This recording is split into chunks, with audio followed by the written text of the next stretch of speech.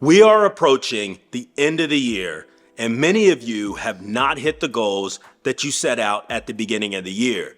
You had high expectations for what you wanted to accomplish this year, and then boom, life hits you and you go down like a fighter in a heavyweight boxing match. But it's time to get up because you're not finished yet.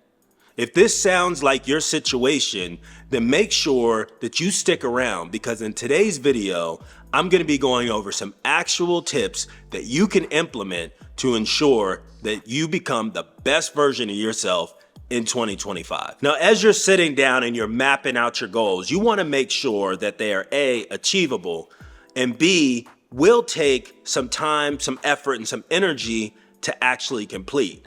Now, one thing that I also want to make sure that's clear is that your goals do not have to be accomplished in 2025, right? So if you have a longer term goal that you want to start working on, whether that's getting an education or switching jobs, that may take longer than 1 year to accomplish. So you may want to set up some milestones that you can actually work on that will get you to your goals. The process of selecting your goals doesn't have to be overly complicated. You just want to make sure that if it is a longer term goal, that you're implementing those milestones to make sure that you are seeing some progress along the way. As I'm setting up my goals, I kind of picture it as I'm mapping out a road trip. Right? So I'm not just going to get in the car and actually drive to my destination without figuring out actually how I'm going to get there. And goal setting is the same way. You have to figure out where you're going and then you're going to map it out so you can make sure that you can make it to your destination in the most efficient time possible. The next thing that you need to focus on is understanding that this is a long-term process. Right? So the goals that we're putting in place that we want to hit, we want to make sure that we understand that this is not something that's just going to be accomplished in a 2 or a 3 month period. Right? So as I'm sitting down and I'm mapping out the goals that I have for myself, I'm planning 5, 10, and 15 year increments because I know that change doesn't come overnight. And any goal that I have set out for myself, I know it's going to take a lot of work and a lot of time and a lot of effort to make sure that I can be successful. And I no longer am looking back and wondering why I'm not able to hit my goals. One of the things that I used to do in my late 20s and my early 30s, when I really started to think about short-term and long-term goals, was trying to figure out, was there a way to shortcut my path to getting to my destination? And every time I tried that approach, I would ultimately fail. So I kind of almost look at that as self-sabotaging, right? So if you're trying to figure out how you can shortcut your way to your goals, you're ultimately setting yourself up for failure because you cannot cheat the game. You cannot cheat the game. Now, there are certain instances where you'll hear that somebody started something, right? Maybe they started a career or they started a YouTube channel or whatever it may be. They started something and they were able to accomplish their goals in record time. So we look at those people to say, well, they accomplished their goal in 3 months, so I should be able to do that too. You have to make sure that you're running your own race and you're going at your own pace that's going to be comfortable for you to actually hit your goals.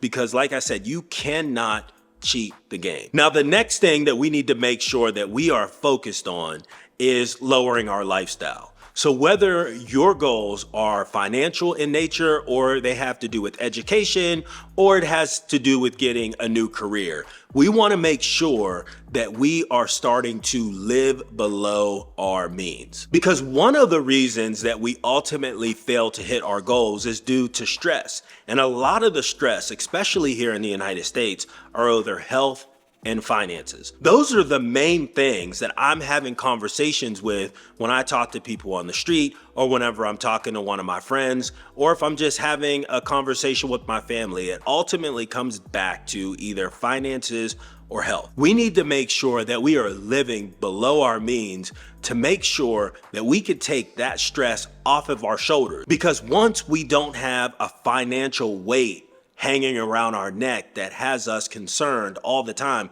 we could really start to laser focus on our goals. Now, this may not be possible for everyone in every situation, but I can almost guarantee you that if you were to sit down and map out your monthly expenses and actually put a budget together and follow that budget for 3 months. Give it 3 months. I guarantee you that you will be able to identify some areas where you are spending money that you don't need to spend. You're spending that money that could ultimately go into a savings account. It could ultimately be going to pay down debt, or it could be going into an investment account. But I can almost guarantee you that if you actually do that and you follow it for 3 months, that you will find extra money that you're spending that you could allocate in other areas. Now, the next thing that you want to focus on may be difficult for some people, but is absolutely something that you have to start doing. And that is stop worrying what other people are saying. People are going to see that you are laser focused on hitting your goals, and they may start making fun of you. They may start laughing at you. They may say the goals that you set out are not attainable, right? So you have to block all of that out, because you are going to have people, they may be in your circle, they may be on the outside of your close friend circles, but you have to be able to block out all that noise and stay laser focused on the mission. That's the only way this works, because once you grind out for the next 5, 10, or 15 years, those same people are going to be coming back to you and saying, hey man, how'd you do that? I want to be able to do that. What's the shortcut to how you got to where you are? And remember, we talked about it. There are no shortcuts in this game. There just are no shortcuts.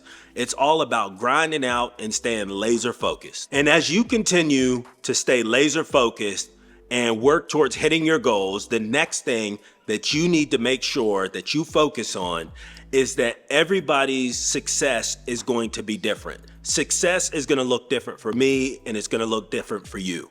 And you have to make sure that you are not comparing yourself against anybody else, right? We all are running our own race. We all have our own goals, and they may be similar, but it may take me a little bit longer to get there than it took you. And that's okay, because you never know what that other person actually did to get to where they want to be. Did they work harder than you? Did they start a little bit ahead of you in the process, which allowed them to get to the finish line faster? It doesn't really matter, because once you are working towards your goals and you start hitting those milestones along the way, that's the only thing that you need to focus on. And I guarantee you, if you do these things, 2025 will be the first year where you start to become the best version of yourself.